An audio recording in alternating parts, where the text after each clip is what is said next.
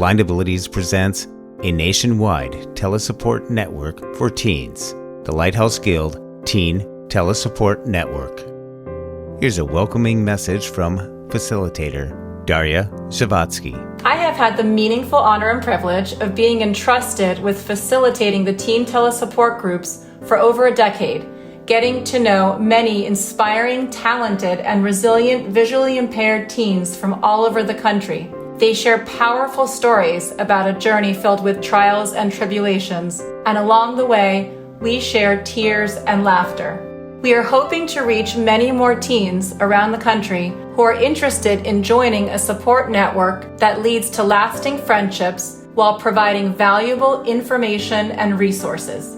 It is wonderful to be able to keep in touch with group members throughout the years and learn about the remarkable progress and success you all achieve as you move forward with your lives after high school. Life certainly can throw us some curveballs, but the strength we can harness as a collective force knows no limits. Lighthouse Guild is the leading organization dedicated to addressing and preventing vision loss in order to help people achieve their highest level of independence. So please welcome Dr. Linda Guerra, Director of the Family Support Program at Lighthouse Guild, and past and present members Simon Bonifant, Matthew Cooper, and Sonia Nima. The Lighthouse Guild Teen Telesupport Network was started more than 15 years ago, and the purpose of it was to bring people together who have common needs, common concerns, and who perhaps would not have an opportunity to talk with each other face to face. I am Simon Bonifant. I am in these multifaceted areas here. I have been part of the teen group call from the Lighthouse Guild for about a year. I started last year doing the group with Daria, the teen group. I enjoyed it a lot. I'm a teen correspondent for Blind Abilities, so I do interviewing, so I'm involved in both areas. I do enjoy the call. I got a lot out of the call. I think it was a great experience for me, and it is. So my name is Matt Cooper. I've been blind as far as we know since birth. I'm now 27. I was first on the Lighthouse Guild Teen Telesupport Network with their conference calls about 10 years ago toward the end of high school. Honestly, don't really know how I found it. Probably my mom's incredible Google searching skills. And it was really a great resource at the time and really has been helpful since as well. When I went to a public school, I was the only blind student I knew. That experience is unique, and your friends at school don't always relate. So the calls were a great opportunity to get on and complain or celebrate the same kinds of things with other students who are doing. I am Sonia Nima. I am 16 years old. I'm in 10th grade, and I'm completely blind. I'm also from Franklin, Tennessee. I found out about the Lighthouse Teen Telesupport Network. Actually, my dad had participated in the Lighthouse Guild Parent Telesupport Network, and I think through that, I must have participated on one call where teens were basically sharing their experience about camp, which was basically a camp where all blind people go and you learn things, and even the mentors, the instructors are all blind as well.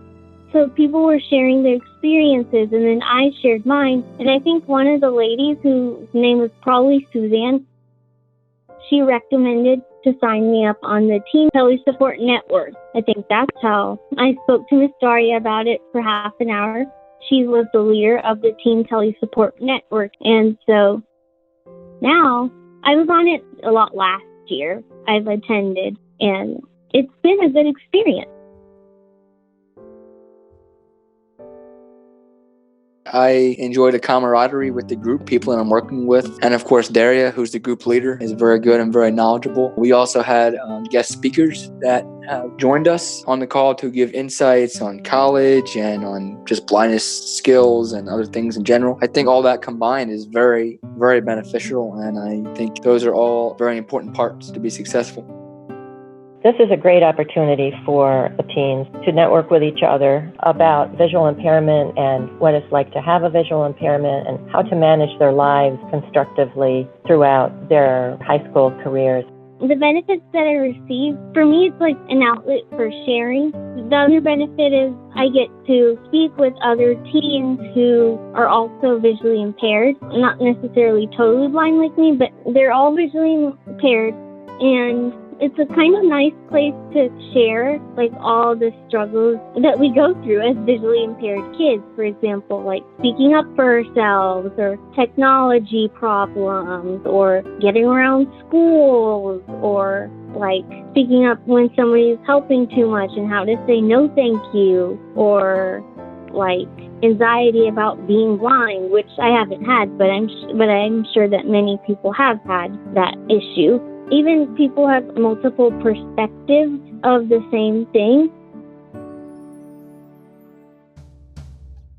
I will learn from my fellow peers and guest speakers as well, more specific things about going into college, transitioning. And I also have network. So through my peers that I am participating in the group with, even after this group, from when I get to college and beyond, I can stay in touch and have a network with each other. The Lighthouse Guild Teen Telesupport group are divided into two sections. One is the 9th and 10th grades. Those are the younger students. The second one is the 11th and 12th grades. The younger students may discuss how to handle the challenges of being a high school student with vision loss, how to manage their school day, where to go for help, technology. All of the groups, the topics are really generated by the students themselves, things that come up in their daily lives, concerns they have. The older group, that's the 11th and 12th grades, might discuss vocational interests such as what to do after high school, how to prepare themselves for graduation. And those who might be thinking about college, what are the options for college, how to apply, what are the considerations, and knowing about the Office of Disabilities in each of the colleges and the importance of communicating and hooking up with those offices.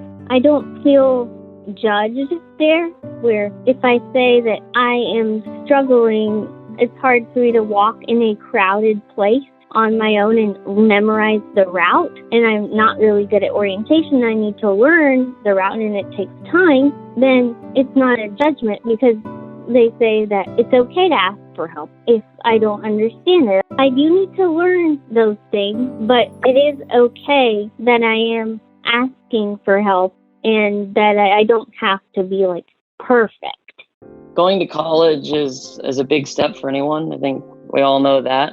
Myself, I ended up traveling back across the United States. I was on the East Coast during high school. Ended up going to school on the West Coast at Stanford. You know, it was a big transition. A lot of questions around how you get accommodations in school, getting things in Braille, those sorts of things that are not exactly obvious at first glance. Certainly not when you're shopping around trying to pick your next college you want to go to. And it was great. We had speakers come on that Daria brought in who could talk about technology and what the colleges should offer, could offer. I was really excited. I got to go back a couple years later and join Daria's call as a guest speaker and sort of give a few tips of what I had learned. So really been wonderful all around. Over the past few years, we've had as many as probably 30 states participate. You know, and all the blind people I've met over time, a lot of the ones I've cherished are those who've already done it. I had a Braille teacher for years who was in her 70s, and she could tell me stories about how she went through this or through that in school or whatever. And while, of course, that was a different time and things, technology wasn't what it is, a lot of the challenges are still related. But yeah, now going into the workplace, I can say that it can be done. You can really do whatever you want. I work at a big company as an electrical engineer, not exactly a field a lot of people thought a blind person could enter, and it's been really fun doing it.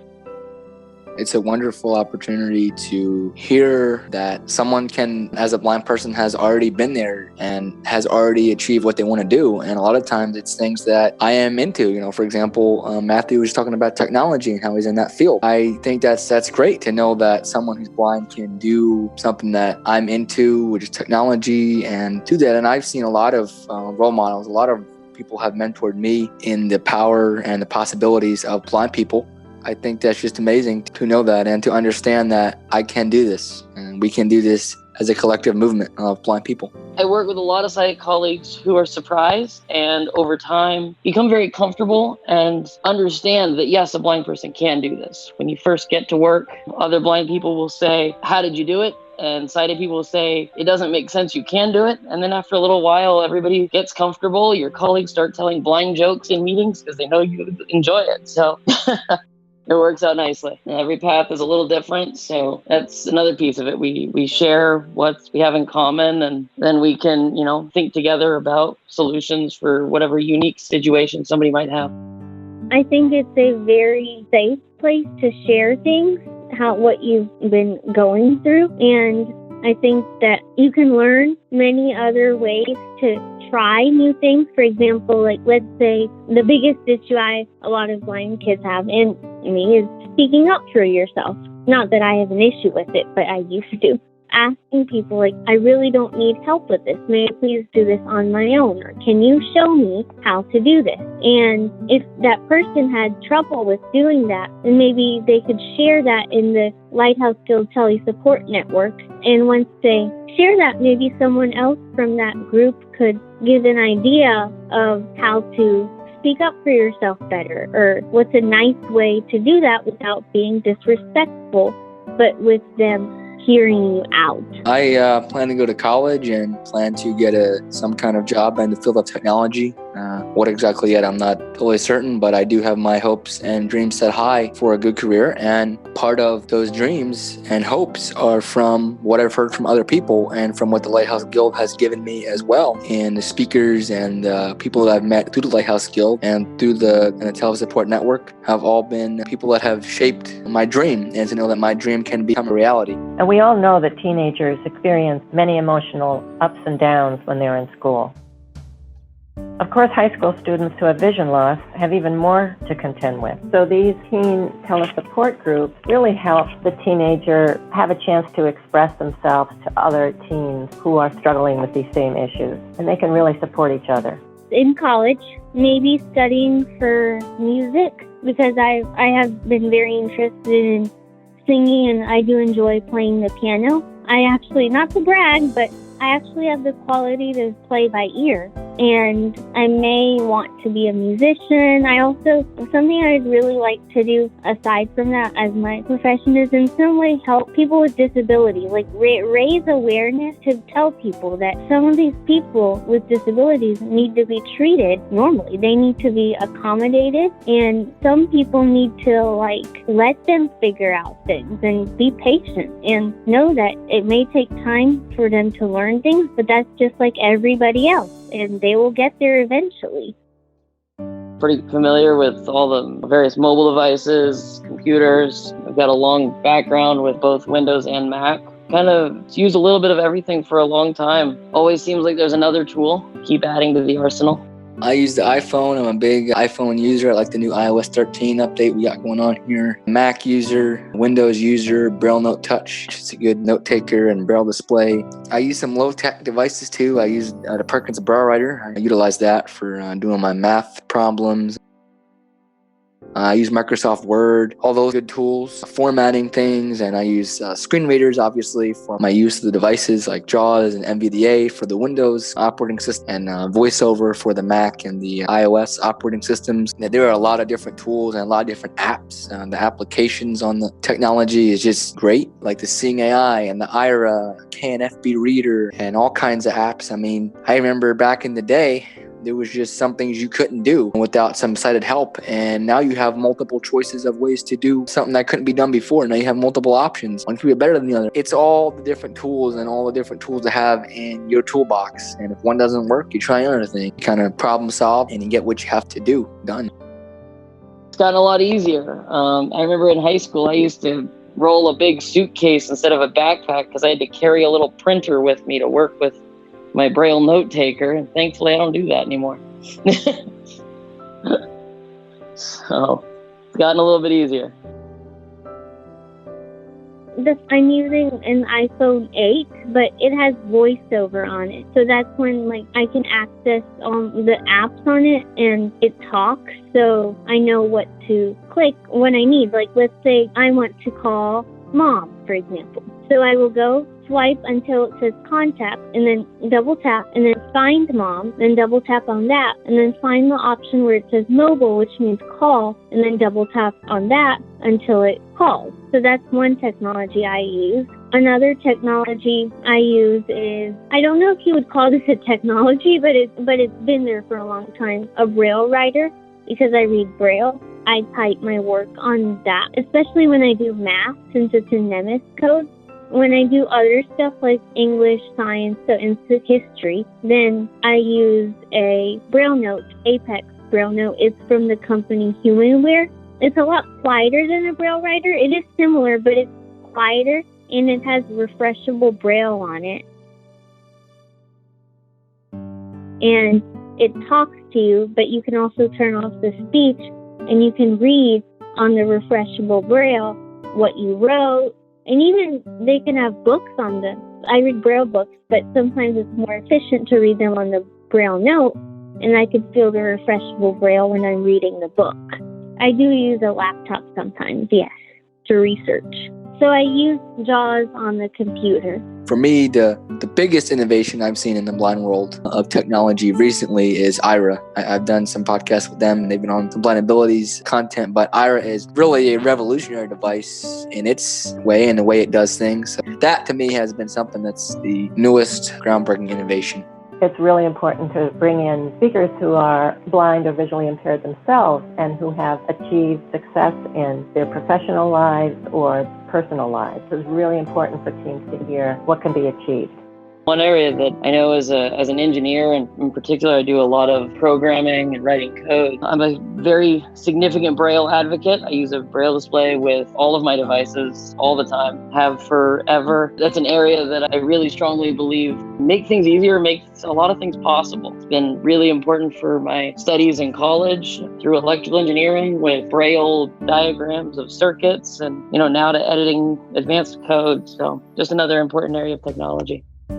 I have not transferred from high school to college yet, and I would need to seek some advice myself, but I guess the advice I would give is, number one, speak with as many blind people who have gone to college or who are going to college and what their plan is. I've spoken with a few blind people and some of the mentors, like Rocco, who's in Nashville. I've spoken to him on the conference call. Another thing in college that I would warn some blind people who don't know this, but they will not have they could have accommodations, but they would not have a TVI, which means a teacher of the visually impaired, or they will not have a Braille transcriber to Braille things. Basically, what I'm trying to say is they will not have free help. So that means that they would have to either A, speak up to the teacher and say, this is what I need, and how can I access my assignments? But that's the best advice I could give so far, especially when I've never been to college. I just want to say that the Lighthouse Guild Teen Tele Support Network was very instrumental for me and during the transition to college. Extremely thankful for the experience. Really hope that others will find it, join it, and hopefully get just the same amount of benefits I did. That's really funny to laugh about with the Lighthouse Guild Tele Support Network friends. It's really funny to laugh at those same stories because we sometimes share the exact same stories. All the groups that the Lighthouse Guild offers in the network are very, very powerful and very, very good. And I would encourage anyone who is thinking about joining a group to go ahead and contact the Lighthouse Guild and give them a call and see what they can do for you. The really fun thing is we've had our stories of how some non-visually impaired people react to things or how incidents they've had at school or incidents they have outside of school. And one of my pet peeves, things that get on my nerves, because I remember if I have trouble opening a bag of chips and I say to someone, could you please show me how to open a bag of chips? And then sighted people, their natural reaction is to just snatch it from you and open it for you and not to show you that this is how you open a bag of chips. I think the best thing about these Lighthouse Guild programs is that they are free. They're very convenient. They're in the evenings, most of them, so that people can attend, and they're perfectly free, they're voluntary, and teens come on, they might come on for a couple of weeks and then have issues that come up in their lives, and they may miss a couple of weeks. It's fine. It's very flexible. So what I would like you all to do is to please go to www.lighthouseguild.org under Parent Support and register for either the Parent or the Teen Telesupport Network. Or you can call me, Dr. Linda Guerra, at 212-769-6318 for more information about these important parent and teen telesupport groups. I can also give you information about some of our other programs and initiatives. Thank you very much. So the Tele Support Network has been a good experience for me. The Lighthouse Guild Teen Tele Support Network was very instrumental for me. Go ahead and contact the Lighthouse Guild and give them a call and see what they can do for you.